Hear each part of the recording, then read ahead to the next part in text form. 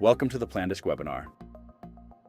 In this short webinar, I will walk you through the various features of Plandisc so that you can get started using the program effectively.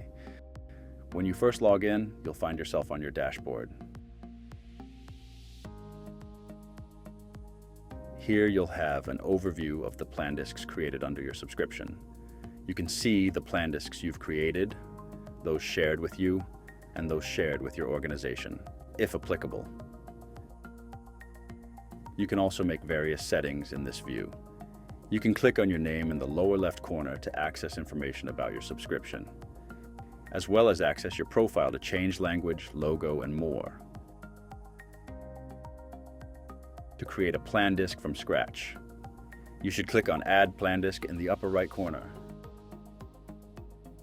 This will take you to our Template Center where you can find inspiration on how a Plandisc can look both visually and in terms of content.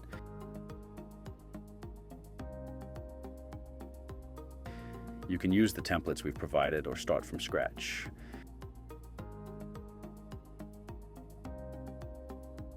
You have the option to create either a Plandisc or an activity disc. A Plandisc is the classic time-based disc that can be synchronized with a calendar. An activity disc is a more process-oriented tool without the time perspective, allowing you to outline various processes independently of time. I'll choose to create a Plandisc from scratch so that I can show you some of the basic setup options available in a Plandisc.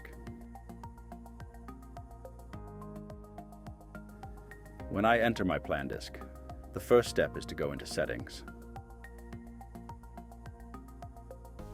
The default Plandisc consists of a ring of months and 3 calendar rings, but you can change the setup as needed. A natural place to start is in the Settings. Here you can give your Plandisc a title and choose the calendar settings that work best for you.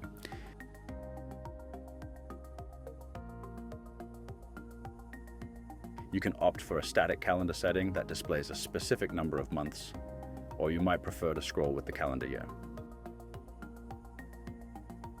The choice is yours, and you can revisit this setting as needed while working on your Plandisc. You'll also have access to a color palette where you can customize the colors, or you can add your own color codes, which I'll explain shortly. You can make adjustments to your rings. You can rearrange them by dragging and dropping.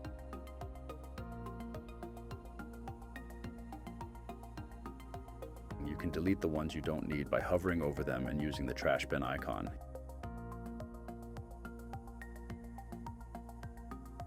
You can also customize the settings for each calendar ring.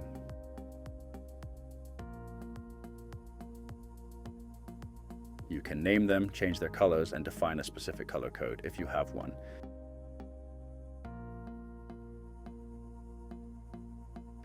You can also adjust the unit view for each calendar ring.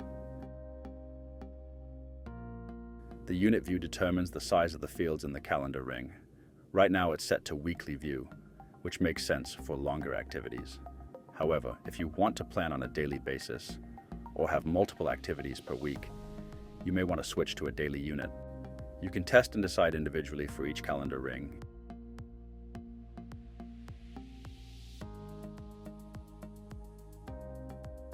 You can also adjust the height, font size, and font color to achieve the desired appearance.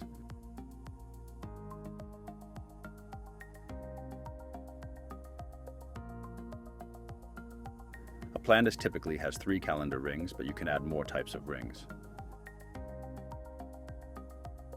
When you click Add Ring, you'll see various ring options you can incorporate into your Plandisc, including additional calendar rings. You can add as many rings as you like. To maintain a clear overview within your main Plandisc, it's a good idea to add header rings. These small rings in your main Plandisc can mark the headers of your calendar rings. When you add a new ring, it will appear at the bottom of the list, but you can easily move it to your desired position with drag and drop. You'll need to expand the header ring in the list and add your header text, which will be visible in the main Plandisc. This is a helpful tip for improving visibility in your main Plandisc.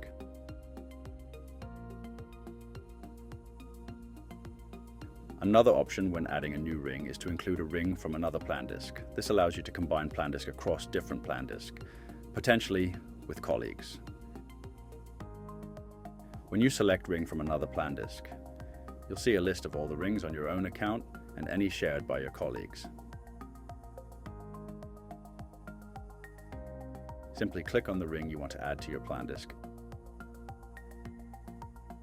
and choose whether you want to insert it as a copied ring or a synchronized ring.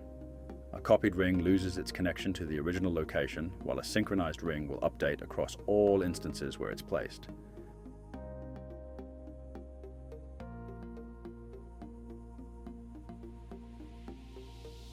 One valuable feature in the settings is the ability to synchronize with your calendar. Go to the calendar ring you want to sync, select that. You want to connect your calendar and you'll have two synchronization options: one-way synchronization and two-way synchronization. One-way synchronization imports data from your respective calendars into Plandisc. To set it up, click Connect and enter your domain name. You'll receive an email address for your calendar ring. And by inviting this email address to your events, they will appear in the respective ring.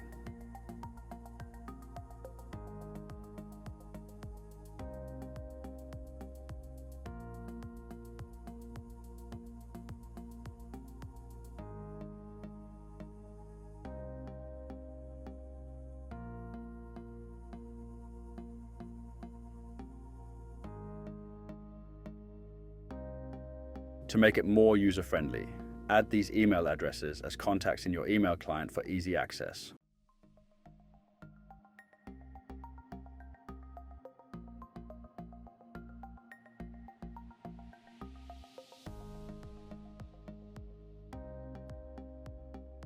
Once you've configured your annual layout, you're ready to create activities in your Plandisc. You can do this either through synchronization or directly in the Plandisc. To create an activity, simply click where you want it in the calendar ring. A box will appear on the right side where you can add details to the activity.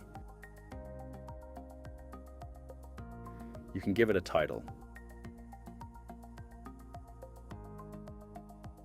set a date, and even specify a time if necessary.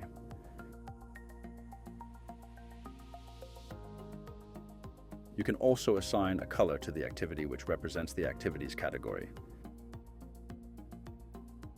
You can create activity groups which help you organize your activities for better overview.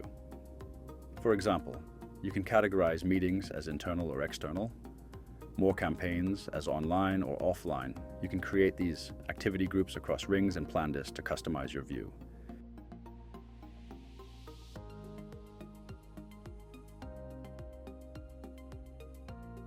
You can set up recurring activities, which is especially helpful for tasks with fixed intervals. You can choose the frequency and whether it repeats on a specific date or day of the week.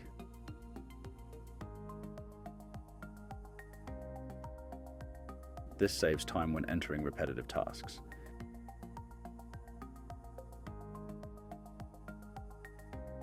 You can add descriptions to your activities, which display when you hover over them in the main Plandisc, providing additional information that's easily accessible.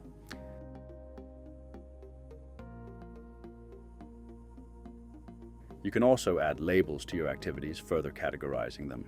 Labels can represent responsibilities or indicate progress toward a deadline. You can apply multiple labels to an activity for precise categorization.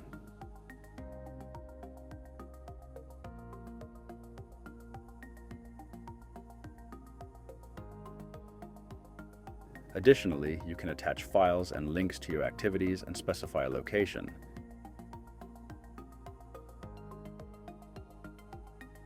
You can invite participants by entering their email addresses. They'll receive a calendar invitation with the activity details, and they don't need a Plandisc account to receive these invitations.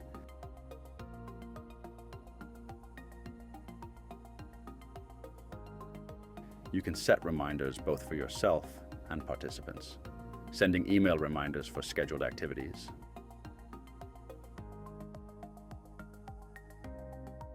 Finally, you have the option to create tasks. You can give them titles, due dates, and assign them to individuals who can mark them as completed.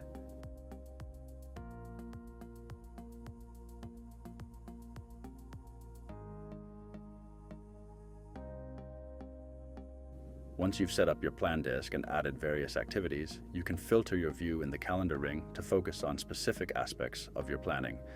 By hovering over a ring activity category or label, you can toggle the visibility with a click, allowing you to tailor your view to your specific needs, especially useful when dealing with many rings or activity groups in your Plandisc.